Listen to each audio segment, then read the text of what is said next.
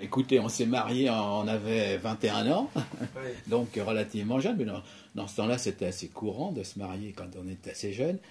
Moi, j'étais à l'EDF. Elle était secrétaire dans un laboratoire pharmaceutique. Et puis, dès qu'on a eu notre fils, au bout de, voyons voir que je dise pas de bêtises, de 3 ans de mariage. On a préféré qu'elle s'arrête, comme j'étais bon pas trop mal placé à EDF, qu'elle s'arrête et qu'elle puisse élever notre fils, quoi. Et bah elle a élevé notre fils naturellement, puis elle a jamais retravaillé, sauf quand même un passage, et je me demande si c'était pas déjà une faiblesse de ce point de vue-là. Un passage quand notre fils a eu 19 ans. Alors on habitait, pour la petite histoire, on habitait à Antony dans cette époque-là. Notre fils a été à l'université à Paris pour continuer ses études. Moi, je travaillais donc à EDF, comme je vous le disais, et on était basé à côté de la gare Saint-Lazare, rue de Vienne. Finalement, on partait tous les deux le matin de bonne heure et on revenait tard le soir. Et elle a eu une période de dépression. Ouais. Et la doctoresse qui l'avait traitée à l'époque lui avait même demandé, vous voyez, pour creuser le problème, lui a dit, mais qu'est-ce qu'il y a? Vous vous entendez pas avec votre époux? Vous avez des problèmes? Non, non, non, aucun problème. Voilà. Ben oui, mais je suis toute seule toute la journée. Je m'ennuie. Il rentre tard le soir, il part tôt le matin. C'est plus une vie. Enfin, vous voyez, genre, bon. Alors la doctoresse avisée d'ailleurs, parce que ça avait bien marché, avait dit, bah écoutez, le mieux ce serait que vous repreniez une petite occupation là que...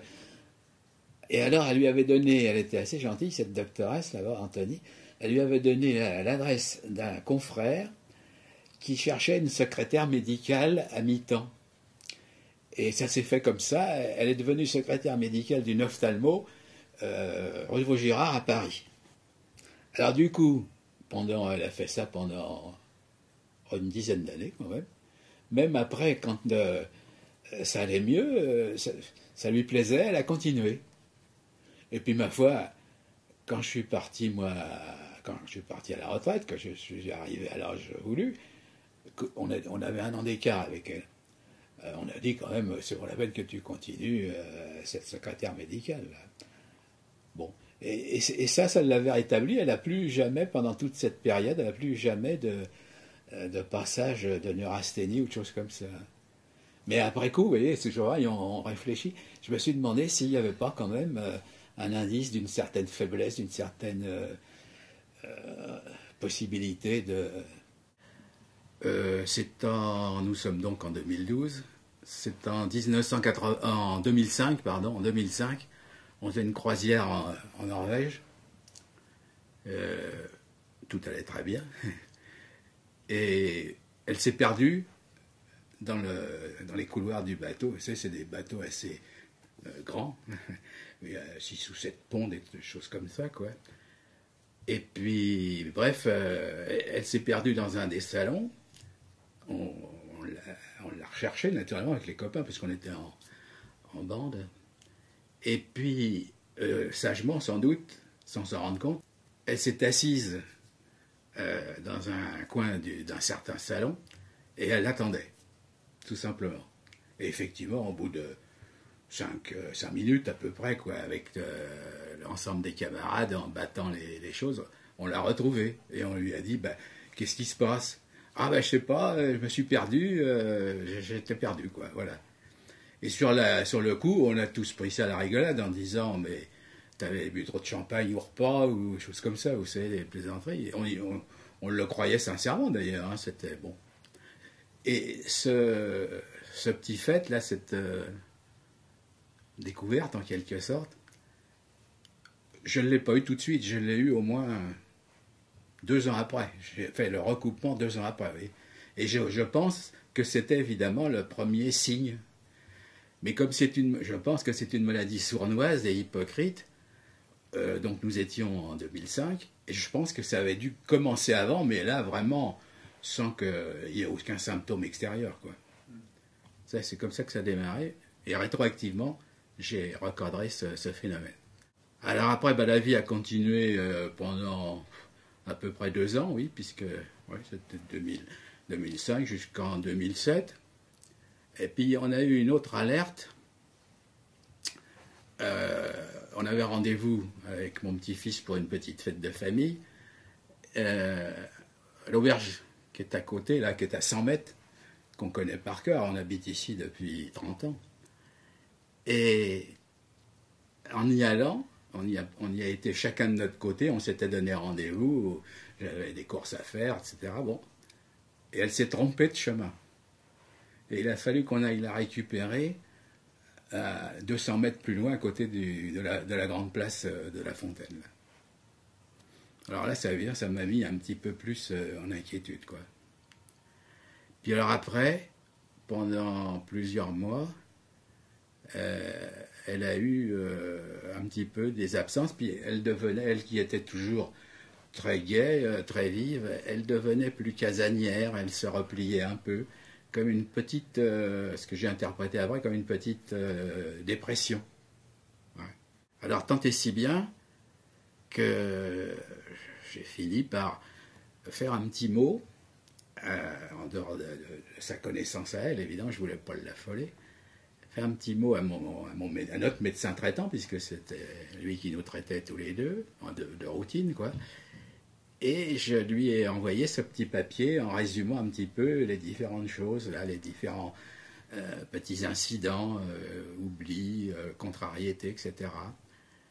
Et il m'a dit, le mieux, ce serait quand même, il l'interrogeait un petit peu, évidemment, comme si de rien n'était, hein, sans lui dire quoi que ce soit, à une de nos visites de routine, puisqu'on le voyait tous les 2 mois, pour les histoires, vous savez, de tension, des choses comme ça, comme les personnes un peu âgées font. Et il a fini par lui dire, vous savez, il serait peut-être pas mauvais que vous passiez quelques tests. Alors bon, il nous a envoyé une neurologue, là.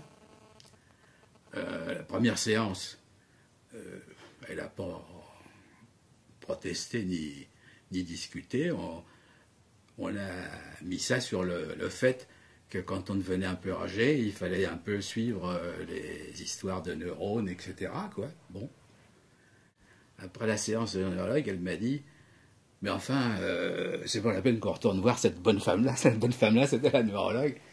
Elle me prend pour une folle, je suis pas folle, etc. Bon, ça sert à rien.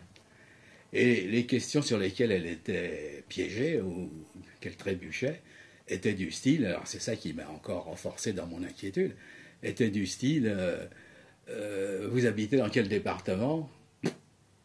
Elle ne savait plus. Alors qu'évidemment, bon, en venant chez moi, c'est le neurologue qui parle, vous avez monté combien d'étages? C'était de plein pied. Elle ne savait plus non plus. Et alors par contre, une série comme ça de questions un peu relativement simples, sur lesquelles elle butait, et par contre, sur les épreuves du style petit dessin, test un petit peu cadrer une montre avec l'heure, etc., c'était bien. Et puis alors, il y avait aussi cet aspect-là que la neurologue m'a un petit peu alerté, là. Elle ne répondait pas à sa place, mais elle me disait. Alors que mon épouse, comment dirais-je, se tournait vers moi à chaque question. Vous savez, comme un petit enfant qui demande à son instituteur, quoi. Vous voyez. Bref, le neurologue a dit, c'est pas très très grave, enfin bon, elle a arrangé ça un petit peu comme ça, devant elle, puis après elle m'a dit, vous savez, oui, c'est un début d'Alzheimer, là. Et elle lui a donné le traitement classique, là, en me prévenant, moi, personnellement et à part, évidemment, que c'était pour essayer de ralentir, mais que c'était intraitable, il n'y avait pas de traitement actuellement, quoi. Et puis, ensuite, notre docteur traitant, quoi, m'a dit, à titre privé, personnel, vous savez, c'est pas la peine de continuer, elle ne veut pas y aller, c'est une maladie à évolution très lente, c'est pas la peine de la contrarier, etc. Je vais reprendre le dossier. Effectivement, c'était une collègue avec qui il travaillait, la neurologue. Il n'y a pas eu de problème. Il a repris le dossier, il a repris les doses qu'elle avait indiquées, et puis il renouvelait les ordonnances régulièrement, quoi.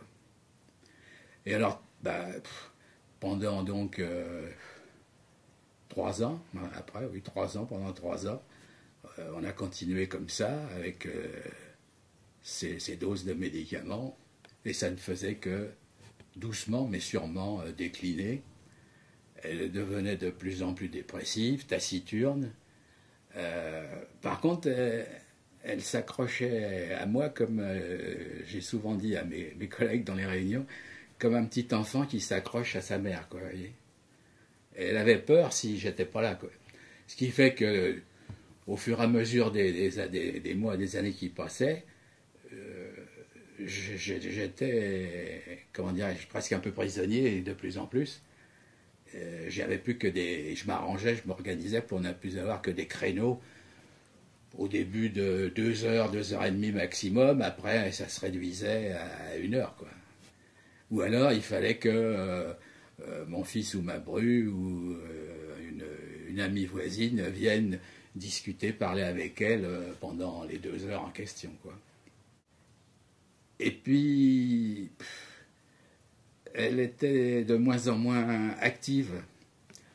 Et à un moment, donc, alors elle est décédée en 2011, donc c'était 2 ans avant, oui, en 2009, elle n'a pu, mais sans me le dire nettement, elle n'a plus voulu faire la cuisine. Comme ça, pratiquement on peut dire d'un jour sur l'autre. Au moment de préparer les choses, bon, elle restait dans son fauteuil, puis c'est tout. Alors bon, pour pas la brusquer, puisqu'on m'avait recommandé de ne pas brusquer, à juste titre, hein, je me suis mis à la remplacer de ce point de vue-là, quoi. Et elle a trouvé, apparemment, ou alors elle ne s'est pas exprimée. Elle ne m'a jamais dit, mais pourquoi tu fais la cuisine? Non, non. Du jour au lendemain, elle a arrêté de faire ce qu'elle faisait d'habitude depuis 60 ans. Et elle a fait aucun commentaire sur le fait que c'est moi qui le faisais à sa place. Et ça m'a frappé quand même. J'étais étonné qu'on passe comme ça sans commentaire, quoi. Comme si elle ne s'en rendait pas compte. Mais ça me turlupinait, et je me disais toujours, mais est-ce qu'elle s'en rend compte, puis que par pudeur ou par modestie, ou je ne sais pour quelle raison, elle n'en parle pas. Bon, ou peut-être pas pour me faire de peine, enfin, il y a forcément une raison. Je m'imaginais qu'il y avait une raison. D'après le Toubib, il n'y avait pas de raison, c'était parce que les neurones continuaient à se dégrader, quoi. Vous voyez? Alors après, dernier, si on peut dire, dernière évolution la plus défavorable, c'était donc 6 mois avant qu'elle ne décède, c'est-à-dire donc en juin de 2010, puisqu'elle est décédée en janvier 2011. Elle est devenue incontinente. Et là, du jour au lendemain aussi. Et là aussi, apparemment, elle s'en est pas rendue compte, ou elle n'a pas fait de commentaire, elle s'en est pas exprimée, quoi. Alors là, j'avoue que ça a été une réorganisation assez lourde et assez difficile pour moi, quoi.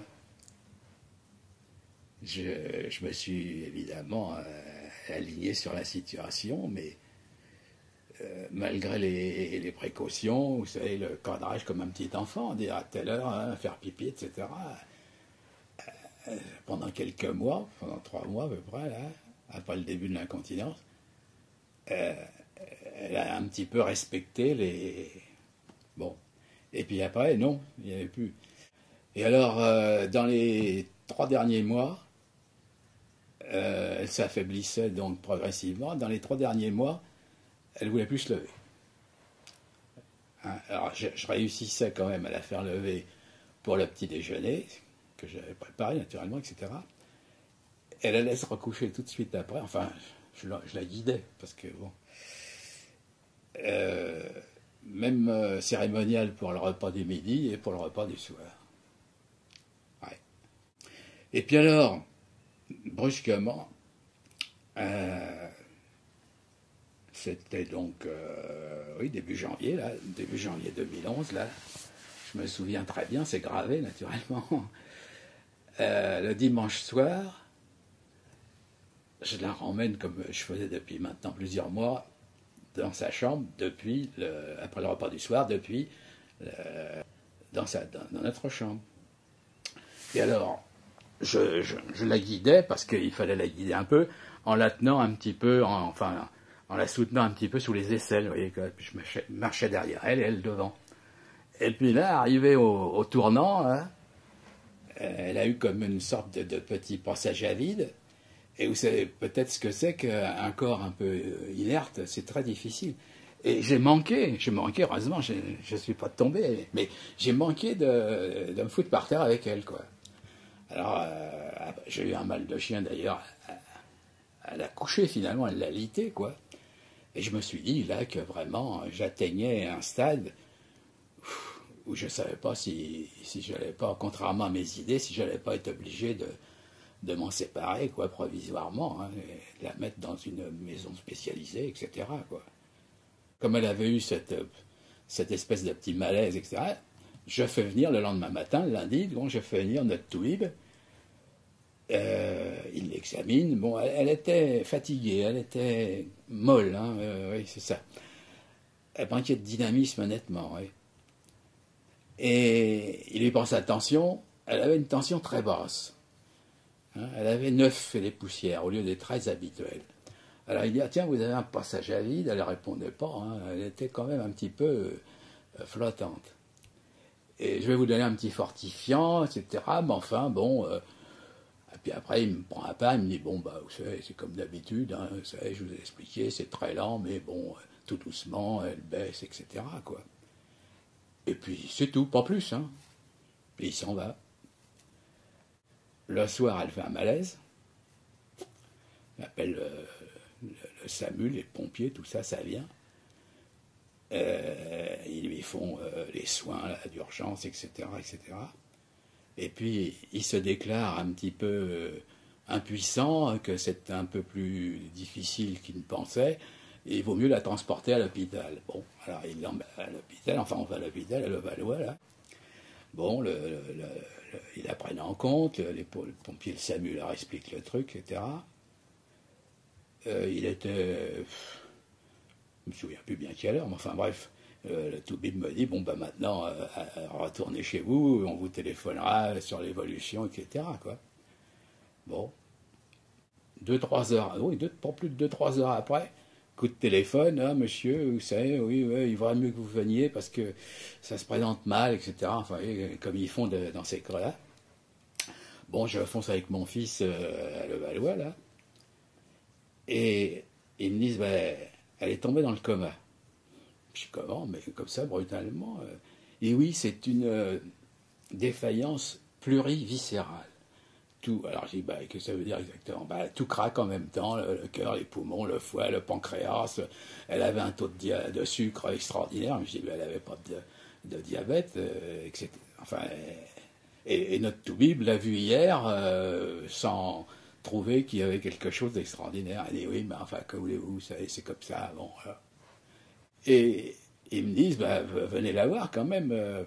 Bon, je vais la voir. Elle était encore avec les perfusions, les électrodes, enfin tout le grand jeu, quoi. Et puis, il y avait le fameux monitoring, là, vous savez, pour les battements de cœur et tout le bazar. Alors, l'interne me dit, bah, vous voyez, hein, c'est faiblard, tout ça. Pff. Et puis, il me dit d'un seul coup, il me dit, ah, puis vous savez, préparez-vous, parce que, vous voyez les sinusoïdes, là, oh là là, oh, ah, j'ai pas bon espoir. Et d'un seul coup, pouf, les sinusoïdes s'éteignent, le monitoring à l'arrêt. Alors il me dit, bah oui, monsieur, mais malheureusement, bon, votre épouse vient brusquement de lâcher. Pof. Alors pourquoi y a-t-il eu défaillance aussi brutalement?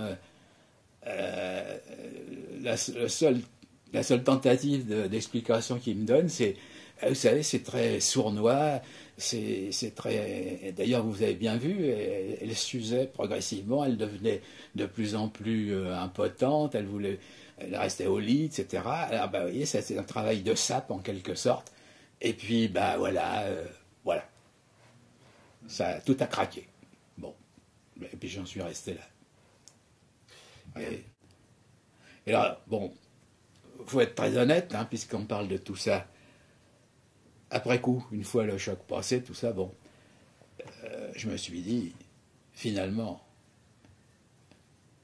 ça vaut mieux qu'elle soit partie comme ça. Parce que ça aurait continué à se dégrader de plus en plus. Moi-même, est-ce que, comme on me l'avait déjà plusieurs fois seriné, est-ce que j'aurais pu être capable de, donc ça aurait été catastrophique, ou au moins très pénible.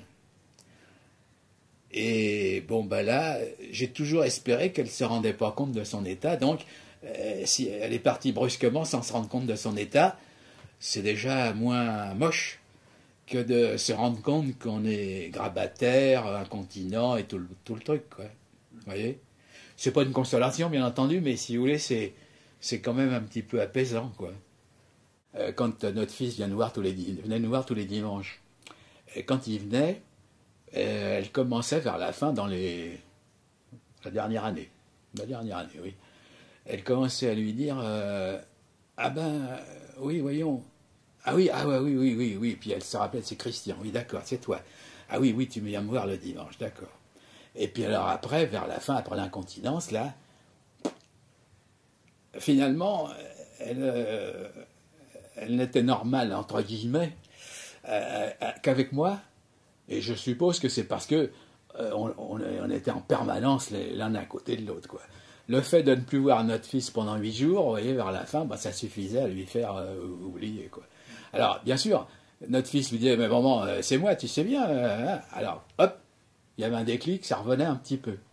Mais pas longtemps. Ouais, c'était des créneaux de lucidité, entre guillemets, des créneaux de, je sais pas moi, 5-10 minutes, quoi. Puis après, elle repassait dans cet état, pas de somnolence si vous voulez, mais un petit peu d'immobilisme intellectuel, quoi. Est-ce qu'elle pensait à quelque chose et qu'elle ne s'exprimait pas? J'en sais rien, j'ai jamais pu le détecter, ça. Ça a duré à peu près 5 ans, comme je vous disais. Hein. Bon, dans les 2-3 premières années, elle aimait bien, ça aussi, ça a été un signe d'ailleurs, au passage, elle aimait bien regarder l'émission de Michel Sim, vous savez, et de Carrière d'Ancos sur la 5, à 1h30 de l'après-midi, la médecine. Elle regardait ça tous les jours. Et puis, je vous dis, vers 2 ans avant, là, ça ne l'a plus intéressé. Puis, etc. Il y avait de moins en moins d'intérêt pour toutes sortes de choses. Avant, quand elle était déjà malade, mais elle faisait quand même des mots fléchés. Et d'ailleurs, la neurologue m'avait encouragé, elle me disait, faites-lui, continuez, les mots fléchés, ça fait travailler les petits neurones, etc. Bon, mais je ne pouvais pas la forcer. Après, ça ne l'intéressait plus, elle ne voulait plus. C'est très enrichissant de toutes les expériences des autres, parce que dans notre groupe, il y a plusieurs personnes qui, tout en raisonnant comme je raisonnais, c'est-à-dire en disant non, je veux garder, je veux le garder ou la garder, disaient tout de suite dans la foulée, oui, mais je ne vais pas pouvoir tenir. Ouais, et cependant, les gens s'obstinent. Bon, c'est pas facile à expliquer ou à justifier. C'est pas rationnel, si vous voulez, quoi. Non, c'est ça, je crois que c'est ça la question. Ouais. C'est que c'est pas forcément très rationnel. Non. Parce que c'est pas un défaut c'est pas de ne pas connaître de pas être Non, j'étais très au courant, j'ai abonné à des revues, etc. Avec notre cercle, j'avais des renseignements aussi, mais si vous voulez, dans mon fort intérieur, je me disais, non, moi je le ferai pas, je me démerderai tout seul. Je vous dis ça, là, bon. Je ne l'ai dit à personne, hein, sauf si à la psychologue. Mais j'ai jamais dit à mon fils, par exemple, mon fils qui m'a tanné aussi de temps en temps pour me dire mais pourquoi tu, etc. J'ai dit non, pas de raison, je peux le faire. Bon. Non, mais c'est aussi comme ça que vous avez toujours vécu. Aussi, oui, bien sûr, on était très, très proches. On n'a jamais eu d'histoire de pépins. Bon. Puis je vous dis, je reconnais, il y a une sorte aussi de reconnaissance, quoi. Il faut dire les choses. Moi, j'étais beaucoup pris par mon boulot, hein. Je travaillais beaucoup chez moi aussi, tard le soir, et je suppose que ça ne devait pas l'enchanter, forcément, hein. Et elle m'en a jamais fait le reproche. Elle admettait que, bon, pour pouvoir gravir l'échelle sociale, il fallait faire des sacrifices, des efforts, donc le couple faisait les efforts chacun à sa manière, quoi, partagé, quoi. Elle a facilité ma profession et mon travail, quoi, il n'y a pas de doute. Donc là aussi, vous voyez, il y a une sorte de retour à l'envoyeur, hein. Enfin, on se dit, je suppose, les gens normaux doivent se dire, bon, bah, on m'a aidé, en retour, il faut que j'aide, hein. Paraît logique, ça.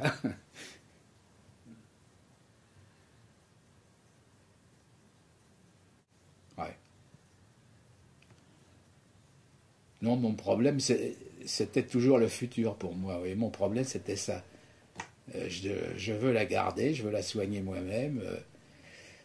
Jusqu'où pourrais-je y aller? Moi, je me posais peu la question, mais comme Fils et Toubib, que je vous le disais tout à l'heure, de temps en temps agitait le chiffon rouge, j'étais obligé d'y repenser, naturellement.